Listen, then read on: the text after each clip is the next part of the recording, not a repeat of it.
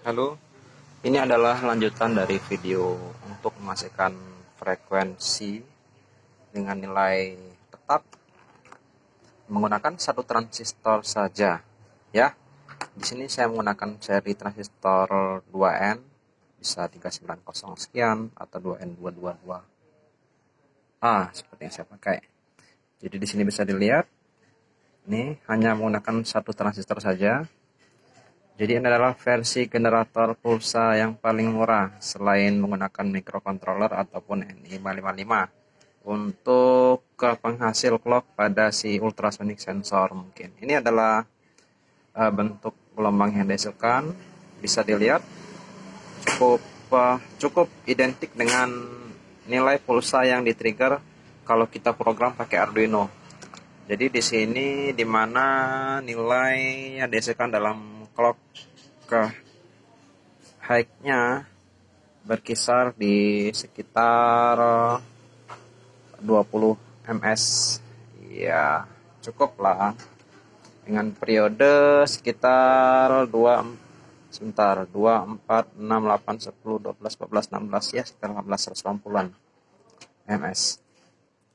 Kalau untuk dijadikan clock pada sensor ultrasonic versi murah, dibandingkan hanya menggunakan EMF signal menggunakan kabel yang seperti kemarin, ini lebih stabil karena dia bisa menghasilkan clock yang lumayan terjaga konstannya. Jadi komponen yang dipakai cukup mudah, hanya sebuah resistor 1 kilo ohm terhubung ke VCC sumber tegangan, nanti ketemu sama kaki emitor dari transistor NPN-nya. Terus kaki basis dikemanakan? Di sini kaki basis tidak dikemana-kemanakan. Jadi kaki basisnya mengambang saja, dibiarkan. Tapi nanti tadi pertemuan antara kaki resistor dan emitornya transistor terhubung ke elko. Jadi gini nih, elko ini akan terhubung ke negatif. Ceritanya, kalau misalnya nilai elko-nya diganti menjadi 1000 mikrofarad, hasilnya adalah seperti ini. Ya, kita tunggu. Nih, clocknya cenderung lebih lamban karena menunggu pengosongan si kapasitornya dahulu. Nah, kemudian kaki si kolektornya terhubung dengan LED menuju negatif. Jadi cukup mudah, rangkainya hanya butuh, sebenarnya kita tanpa resistor di LED-nya bisa, tapi terlalu terang. Seperti ini bisa. Jadi untuk generator ini hanya menggunakan 3 komponen saja ya. Nanti bisa dihubungkan ke ultrasoniknya sebagai generator clock untuk menghasilkan konstan osilasi pada kaki trigger si ultrasonik.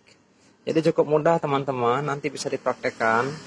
Yang kemarin sempat tanya, boleh dicoba nanti untuk versi osilator sederhananya. Oke, ini saya akan coba untuk jadi panduannya seperti ini.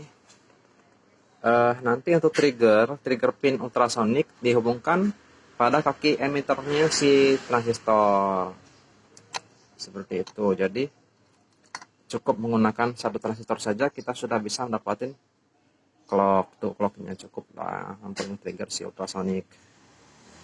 Tapi ini terlalu lamban. Kalau di ultrasonik saya rekomendasikan pakai nilai kapasitor yang ini nih, 220 mikrofarad. Voltnya nggak terlalu kritis, bisa dipakai volt berapa aja. 16 volt cukup, cari yang murah meriah ya. Oke, ini adalah clock yang dihasilkan. Cukup mendekatilah dengan karakteristik yang diinginkan dalam men-trigger ultrasonik supaya dia bisa menghasilkan clock. Jadi nanti si pin echo itu sudah bisa menghasilkan pulsa outputnya nanti bisa langsung di-trigger ke driver relay. Tapi kalau misalnya masih terdapat noise, tambahin aja kapasitor, mudah kan? Jadi bisa diredam oleh kapasitor.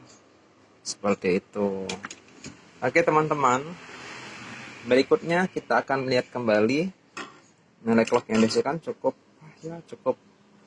mendekati bagus lah. Saya harap ini sudah bisa digunakan nanti untuk men-trigger si ultrasonic. Nah, ini adalah modul power supply yang biasa saya pakai. Ini saya hubungi langsung dari 12 portnya ya. Oke. Nanti untuk teman-teman yang ingin mencoba, saya akan berbagi skema. Skemanya sederhana sekali. Jadi kita cukup menyiapkan satu buah transistor seperti ini. Saya akan tulis di sini ya. Jadi skemanya seperti ini. Positif. Nanti langsung masuk menuju ke resistor.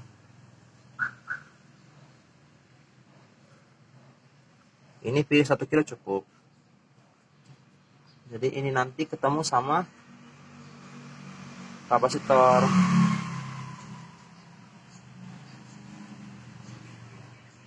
Ini tadi saya pakai 220 mikrofarad. Nah, ini akan ketemu sama kaki emitor. Nah, kaki basisnya itu tidak dikemana-kemanakan, artinya mengambang. Nah, ini sudah bisa jadi clock. Ini bisa pakai resistor lagi. Atau dibuang pun nggak apa-apa. Atau kalau misalnya nanti mau disuntik ke trigger, ini bisa diambil. Seperti ini ke trigger ultrasonic seperti itu. Jadi cukup mudah sekali. Kita tidak perlu menggunakan coding trigger si pin trigger selama 5 mikrosecond, terus delay 10 mikrosecond, nggak usah lagi. Cukup pakai ini doang. Nah, jadi nanti bisa langsung dipraktekkan untuk teman-teman yang ingin nyoba. Cukup pakai seperti ini ya. Nggak usah pakai SP, nggak usah, atau pakai mikro yang lain nggak usah. Karena nanti costnya masih akan membengkak. Pakai ini aja cukup ya. Kalau misal masih dirasa kurang, nanti bisa dikondisikan lagi sinyalnya pakai transistor satu lagi mungkin. Ya teman-teman, selamat mencoba, selamat beraktivitas, dan jangan menyerah untuk melanjutkan kreativitasmu. Ya, salam dari saya. Dadah.